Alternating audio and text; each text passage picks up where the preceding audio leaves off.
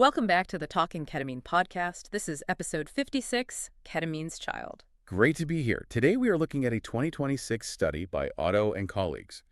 We are exploring oral ketamine and asking a surprising question. What if the subjective high you feel from a pill isn't actually from the ketamine itself? Right, so to really set the mission for today, we are exploring a totally fascinating 2026 pharmacokinetics study. We want to understand exactly how the body processes oral ketamine specifically for treatment-resistant depression, or TRD. Yeah, and how this study completely alters the way we need to think about dosing for that therapeutic experience. Exactly. So whether you are a clinician, maybe a patient, or just, insanely curious about how the body processes medicine, this is going to fundamentally change how you view the pills you swallow. It really shifts your entire perspective. Because, well, we have to start with why researchers are even looking at oral ketamine in the first place, right? Right. I mean, currently intravenous and intranasal ketamine are kind of the standard for TRD, but they require specialized clinical facilities. Yeah, exactly. You have to monitor side effects like hypertension and, well, dissociation. So an oral pill is just highly appealing. It's cheaper, it's scalable, and it massively reduces the burden on the patient. But it hits a biological roadblock, the first pass effect. Oh, right. Because unlike an IV drip that goes straight into your blood, swallowing a pill means it has to pass through the gut and the liver first. Which actually brings me to my toll booth analogy. Oh, I love this analogy. Go for it. Okay, so think of the liver as this incredibly strict toll booth on a highway.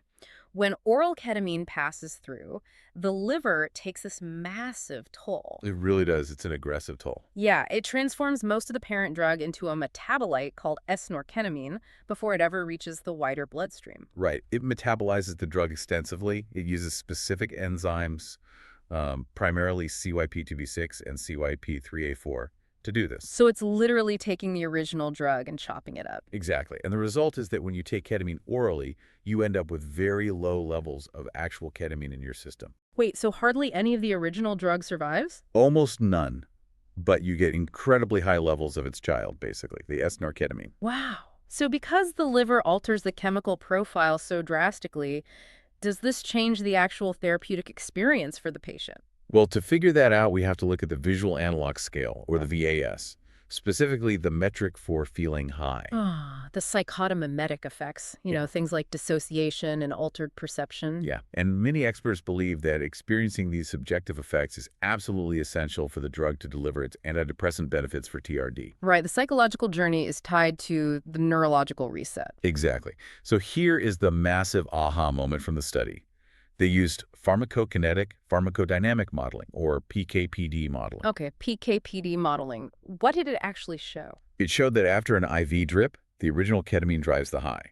But after taking an oral pill, it is almost solely the metabolite, the S-norketamine, that is responsible for the subjective effects. Wait, hold on. So we've been giving all the credit to ketamine for the psychological experience of the pill. Yeah, we have. When in reality, the parent drug is barely doing anything, and the child metabolite is driving the entire trip. That is exactly what the data confirms. It's wild, right? That is mind-blowing. How is the metabolite doing that? Well, S-norketamine still interacts with the brain's NMDA receptors. It just has a lower affinity than ketamine, meaning it doesn't bind as perfectly. Oh, so it's like a clunky key in a lock. Perfect way to put it. Yeah. But because there is such a massive volume of it from that liver toll booth, it just completely overwhelms the receptors. So it proves that the metabolite is a pharmacologically active powerhouse all on its own. Precisely.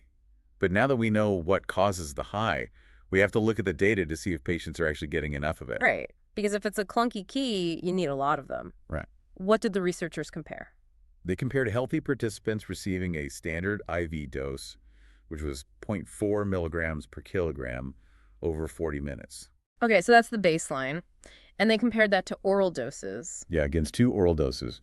A 0.2 milligram per kilogram dose and a slightly higher 0.45 milligram per kilogram dose. Let me guess, the oral doses fell short. They did.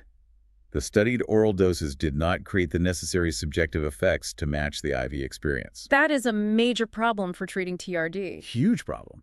But there was a completely fascinating data quirk in this study. Oh, the anticipatory effect. I saw this in the paper. The placebo effect, essentially. What? Participants reported feeling a high on the VAS scale almost immediately after swallowing the pill. Which is physically impossible, right? I mean, long before the drug or the metabolite could have possibly hit their bloodstream. Exactly. It just shows how powerful the brain's anticipation is. But wait, if people are reporting a high before the toll booth has even processed the drug, how do we know what's chemical and what's just the power of expectation? That's a great question. And it's exactly why that PKPD modeling is so crucial. Because it filters out the placebo effect. Yes.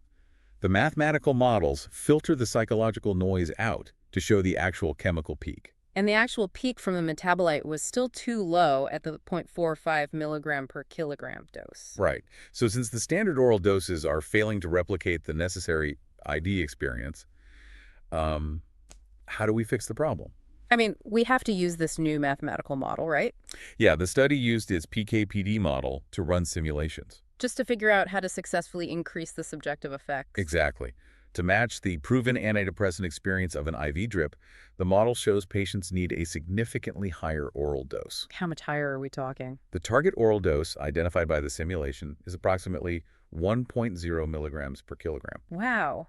That is a huge jump. It is vital information, though, especially for designing future clinical trials for TRD. Right, to ensure researchers don't underdose patients and mistakenly think oral ketamine just doesn't work. Exactly. It's like you can't just use the same math if you change the variables. Yeah, it's like a recipe analogy. If you swap out a core baking ingredient, you can't just use the same measurements and expect the same cake. That is a really great way to think about it. We have to completely adjust the math and dose specifically for the metabolite, not the parent drug. I agree completely. And because higher oral doses might absorb more slowly, clinics will need entirely new safety monitoring strategies compared to lower doses. Because it's a totally different absorption curve. Yeah, it sits in the gut longer, the peak is delayed, and you can't just shut it off quickly like an IV. Such a good point.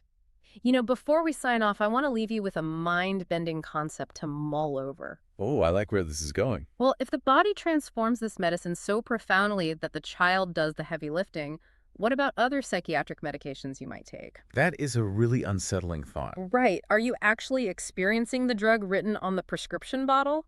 Or are you experiencing a hidden secondary chemical your own liver manufactured? It really makes you question everything in your medicine cabinet. So when we take a pill, the liver transforms the medicine, and that transformed version is what actually shifts our perspective. Exactly. It shows that increasing those crucial subjective effects with oral dosing means we have to dose for the metabolite, not just the parent drug. A totally new way to look at the process. Thanks for listening to the Talking Ketamine podcast. We'll catch you on the next one.